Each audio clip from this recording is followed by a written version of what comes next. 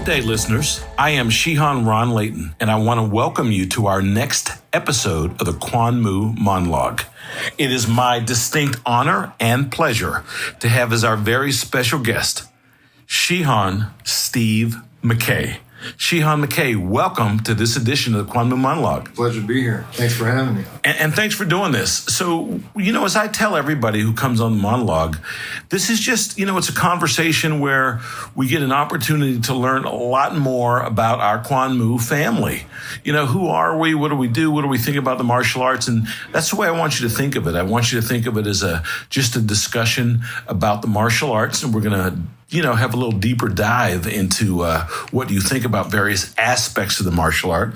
But that's really what it is on the monologue. So with that, let's get started on our conversation. So I start off with everyone and I say, who are you and what do you do for a living? Well, I'm a firefighter, a paramedic, lieutenant with the Mansfield Fire Department.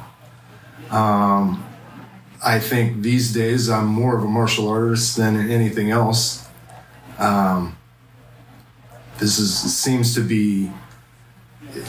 seems to be consuming more of my life these days than the other things that I am, which is, firefighter and paramedic and things like that. So let's jump right into this. Everyone who's come on the monologue, I ask them, how does the martial arts influence who you are outside of the dojo? Because when we go to the dojo and we put a gi on and we compete or we teach or we do whatever it is that we do, everybody gets that. Everybody who's listening to the monologue gets that. But again, we want to go one step deeper into this whole conversation of what the Kwanmuka means to us, who we are as martial artists outside. So give me a little bit more perspective on that. I can start by saying that I would have never been a firefighter and paramedic if it wasn't for the martial arts. Now, why? Because the ambition wasn't there for me when I was younger to do something like that. But when I got started in the martial arts, kind of stirred something in me to be more than, I don't want to say just a construction worker, but I felt like I could be more than that. And as a martial artist, I just kind of wanted to push myself a little bit farther and find something meaningful in life to do. So I went and took the civil service exam and placed high enough to get hired. So do you think that martial artists, just by virtue of being a martial artist, do you think that, hey, if you want to be any good at this stuff, it's just not, you want to go out and win a trophy or you want to learn new stuff. There's a motivation to want to be better. Oh, absolutely. And especially when you're talking about being in an organization like the Kwanmuka, where we have all of these exceptional, karateka that you have doctors and we have, lawyers and all kinds of very successful people in the Kwanmuka that there are to not only be mentored by, but emulate. So interestingly enough, we, as the listeners can hear in the background, we are at Kwanmuka Symposium 2023. Yes, sir. And so it's been a great symposium thus far. As always. As always, this is an opportunity for all of us to come together and, reinvigorate our spirit, not just to train, but to train and share, continuing Mr. Anderson's vision. So you mentioned the whole idea of saying, hey, one of the things that the martial arts does is it makes you want to be better. Right? Not just better at kata or not just better at fighting, better as a human being, right? You want to better yourself through whatever your professional endeavor is. Absolutely. Talk to me more about that. I can relate that to my job a little bit. As a paramedic and firefighter, I see a lot of different types of people on the job. And I think one thing that I've gained through the martial arts, maybe even the biggest thing, is patience. Patience and empathy. And when we get out on the street and we're taking care of people, some of them treat us in a less than desirable manner. And, you learn to have a little bit of patience with those people. But as a paramedic, my desire to be what that patient needs for me to be at the time that they need me, I think a lot of that comes from the martial arts. So give me, what in the world does patience have to do with martial arts? What's your perspective? Oh, it's not only patience in trying to learn something. When you're trying to learn something and you just can't get it, and you keep working on it, and you keep working on it, and then all of a sudden it clicks. And not only that, but when you're teaching someone, you have to have patience, because just like you, they're not going to get it right away either. So, I've noticed that as you train students over the year, students will accelerate at different levels. And sometimes you'll look and, we as instructors will say to ourselves, how come you can't get this? Now, we don't want to tell a student that, but of course, that's what comes into all of our minds. And some students are kind of like, you show them one time and you go, wow. Right? So that's a big aspect of patience when we're trying to train students as well, right? Right. So you think that also, does that apply to ourselves when we're trying to learn a new skill at work? It's kind of like, hey, give yourself a little time, right? Yeah, absolutely. When I was going through paramedic school, the material was pretty intense at times, and just trying to get through all that and understand it, and feeling like I was never going to be a good paramedic. But then all of a sudden things start to click for you, and before you know it, you have experience and you have the knowledge, and you can put it all to use, whenever you need it to be. So one of the things I've noticed, and you alluded to a little earlier about the Kwanmuka, is that we've got a very diverse cross-section of people here, but we've also got people who are dealing with life and death issues, right? Mm-hmm. In real time. So the inaugural podcast, Shihan Pam Hickey, she was a nurse. Mm-hmm. So she had to deal with this kind of stuff all the time. We've got police officers, yourself as a firefighter, those kinds of things. So do you think that sense of urgency, does that have any influence at all in, your practice of martial arts? Sure. Maybe in self-defense situations, perhaps? Yeah. When you have a situation arise that you can't control immediately, and you have to just take what comes, that's very relatable to a self-defense situation where you have to make sure you maintain your composure, do the things that are necessary without completely freaking out, and do, fight, flight, freeze, or faint. Where'd you learn that from? It's a very interesting gentleman that I can't remember his name at the moment, but I can't either.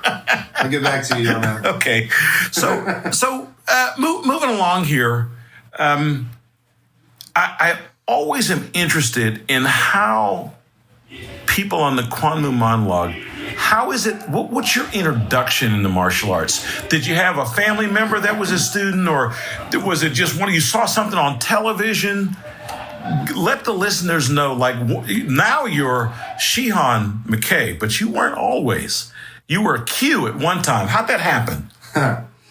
Not many people know this. Uh-oh. All right. A lot more people are going to know it here. And, wasn't really something I was going to bring up during the podcast, but I will be honest and tell you that I had no idea what karate was, or, any of the martial arts. What I knew was that I was losing a lot of fights. Right. So I had to figure out how to fight a little bit better. And I used to lift a lot of weights. And you were what I would consider a fairly robust gentleman, so I can see that, but right? Still losing fights. I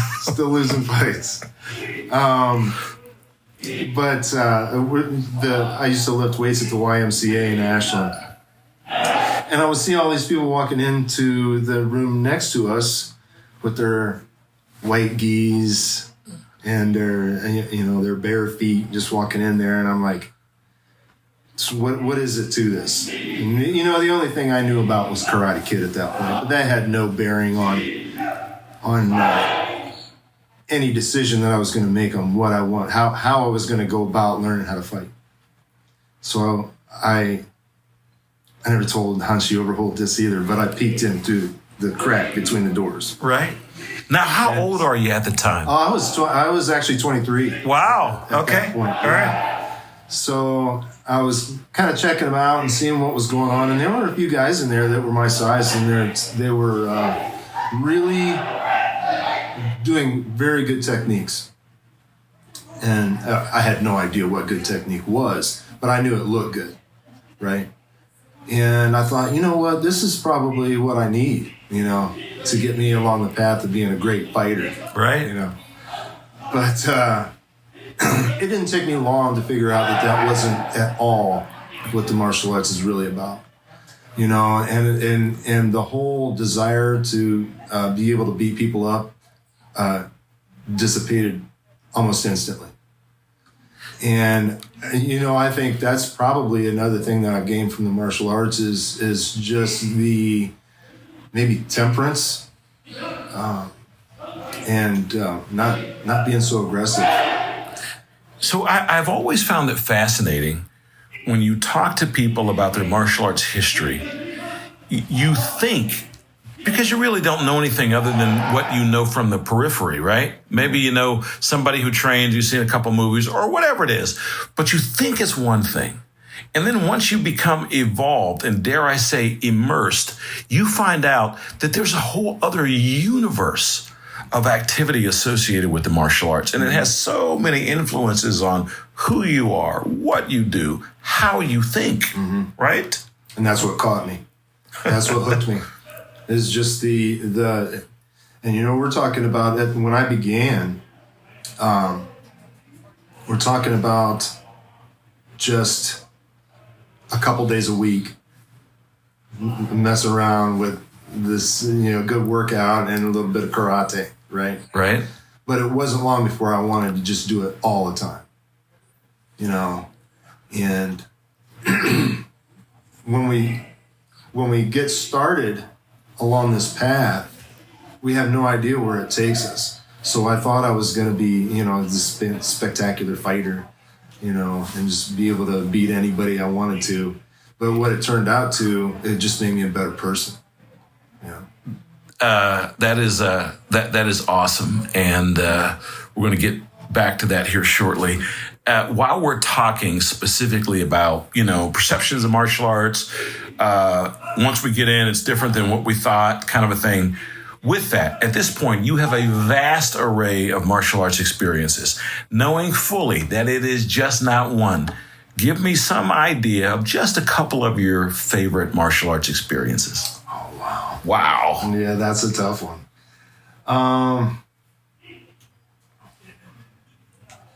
I will tell you that when I got my Shodan rank was a huge point. You remember how that felt? I do. Yeah, so let the listeners know what you thought about that, how that felt. It's special for everybody.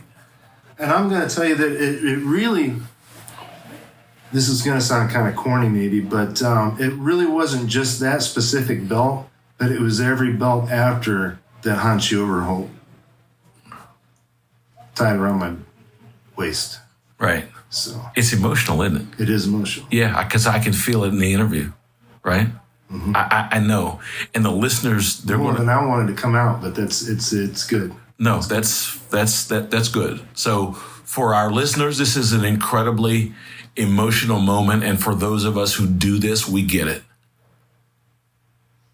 So that's an awesome thing to share. So let's transition a little bit, but not a whole lot. I want to talk to you about the influence of Hanshi George Anderson. How did he influence? How did he influence your study, your practice of martial arts? I will say that when I first met Hanshi Anderson, I was completely intimidated. Completely intimidated. I was afraid that going into that class, I was just going to be nothing to him. And, you know, because he's way up here and I'm way down here. And, you know, he never made me feel that way. When we would go to his classes. You know, sometimes we would go from the Ashland class and we would travel up to Hanshi Anderson's class. And I always felt like I fit in somehow. And that's one thing that I always remember about him, was always being intimidated, but never needing to be intimidated. Now, let's drill in on that a little bit. Say that again. Feeling intimidated, but never articulate that again. So, you know, you go in and you're always, I still have this, you know, you come in and you're like, am I good enough? Or is everybody going to, you know, think I'm a fake or something like that? But you never really need to feel that way. It's just how I feel. And I think that's one of the things that drives us to be a little bit better each time we come in. So let me ask you this. As martial artists, no one would consider seasoned martial artists as underconfident. But what you just said, we always feel like we strive to be better, but that feeling of saying, you know, do I know this? Am I competent doing this or doing that? It kind of almost feels like cross purposes. We are seen on the outside, externally, as incredibly confident people. But internally, there's always like this little battle about, am I good enough? Am I worthy of this rank? Talk to me about that a little bit. Yeah, you know, I think it goes back to what we were saying before about the quality of people that we have in this organization and wanting to continue the Kwanmuka as well as they have. And so am I good enough? Am I proficient enough? Am I knowledgeable enough to continue on what the Kwanmuka does the way that the leaders are doing it right now? And man, that's a scary thought. So it's a scary thought. Let me follow up with you. That's something that I've always thought that was very difficult to kind of reconcile. What rank are you now? As of right now, I'm a 6th dan. But shortly. Yeah, but shortly I'll be Shichidan. Shichidan. So I want you to think about what you thought about in the late 90s when you saw even a 4th or 5th degree black belt. Man. Right. Yeah, they were, I'm never going to get there, you know? Nor should I. Yeah. But guess what? In reasonably short order, you are going to be a 7th dan. How do you recognize what you used to think about that with what you are now? I wonder how I got here. You wonder how you got here. And it's just consistency of training. It's looking for more training, trying to learn more. And you just are constantly trying to put forth an effort to get better. And I think it's just step after step you get there. You know, and if there's young people who, you know, maybe their goal is just to get to black belt and then they stop going to class after that. I'm going to suggest that it's not the black belt that you're actually seeking. It's everything after. It's this whole life that we have and this whole brotherhood and sisterhood and this family that we have in the Kwanmuka is what you're seeking. It's not just a bell run. Is there a way, can you give me some examples of like people hear about camaraderie and this brotherhood and this sisterhood that we have, like the collective? Give me some examples of what you mean. Oh, just right outside this door. Right outside these doors right now. It's, man, if you look and you watch people as they're training and people are smiling, having a good time, learning really cool things. I mean, these are things that as a martial artist, you think back on in 15, 20 years, you remember this day because of this thing that you learned. And what other way can you, how else can you describe the Kwanmuka than just looking outside those doors and seeing what people are doing and the good times that they're having and the conversations that are going on between people during all this. And so Mr. Anderson was always able to attract really smart, top shelf people. So, it's those conversations among the most professional people that we have in all of society that are a part of this organization. Mm-hmm. So I want to ask you a question, that we talked about a little earlier. Everyone has a little different take on it. I certainly do. I don't know if I can fully articulate my thoughts yet, but let's talk about where the current state of martial arts are. You and I talked earlier about, people train very differently today than they did 20 or 30 years ago. Give me your take on the current state of martial arts.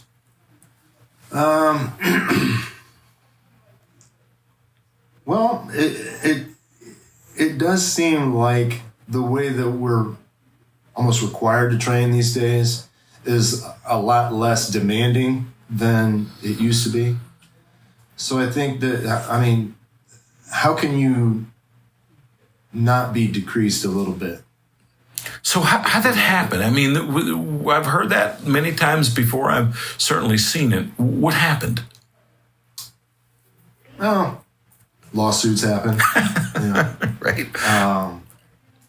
People get injured. Maybe some people might say people are getting softer. We're living in a world now where there's not a lot of forgiveness in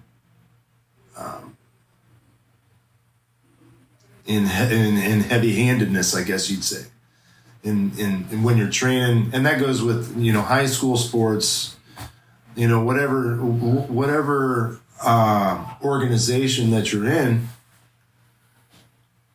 If it involves physicality of any kind, you kind of have to watch yourself and make sure that nobody's getting hurt and everything is on the up and up. And I'm not saying that that's wrong. I'm saying that it may not lend itself to tougher people.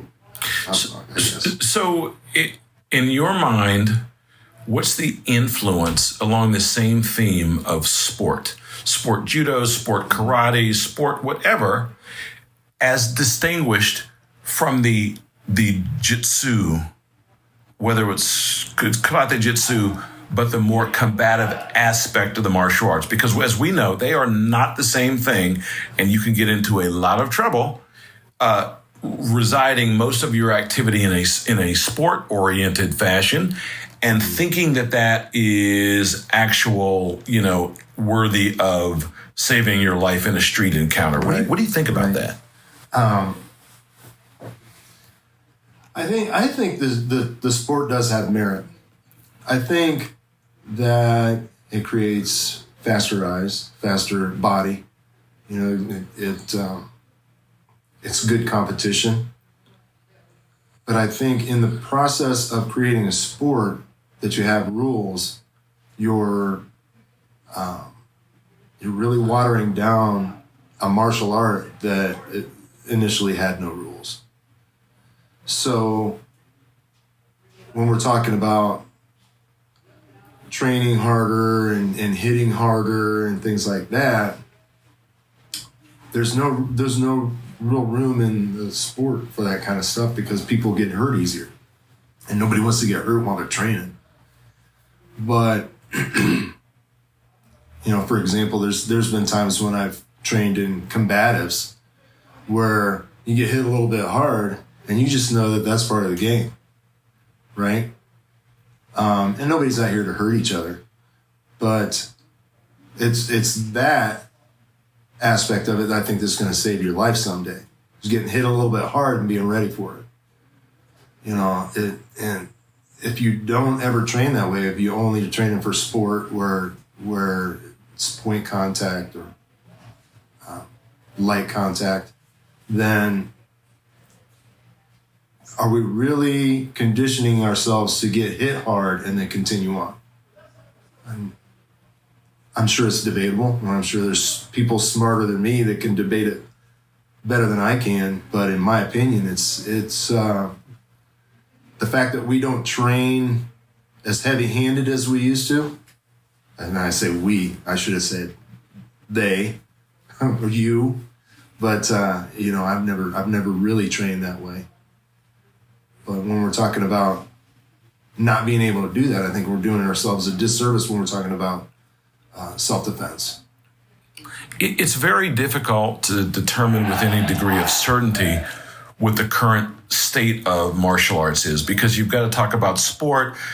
Many systems, Mr. Anderson was very different to distinguish between the Karate Do versus the Karate Jitsu. A lot of systems don't really approach it that way, but it's hard to come up with a state of martial arts when we are considering what we want it to be, right? Do you want it to be something that you teach your kids? Do you want it to be a philosophical way of life? Are you just interested in trophies? It depends on what you want it for. Yeah. And that's a great point. I wish I would actually brought that up. It would have made me sound a lot better. But, if there was a way to discern between sport and combat, then I think we should do that. When a student comes in and says, I want to learn how to protect myself, then you move them over into the combat realm. But if they say, I want to compete, which, I've had students come in and say, I just want to be in tournaments. And so you push them over to the tournament side. And I think if you can kind of split them apart, or not split them apart, but maybe just make sure that they know what they're getting into ahead of time, then who's to complain? Because they know what they're in for ahead of time. If you've got a student that doesn't mind getting hit a little bit harder and wants to rough it up a little bit, and you've got somebody else who's willing to comply, then those two people should be able to train a little bit harder, not trying to hurt each other, but train a little bit harder and condition themselves. I've got guys like that with me right now that want that. And so we've been moving toward that. So I think it is fair to say at this stage, the debate will be ongoing and continue. Yeah. Shihan McKay, it's been my absolute honor and pleasure to have you on this episode of the Kwanmu Monolog. Thank you. Thank you. Thanks for having me.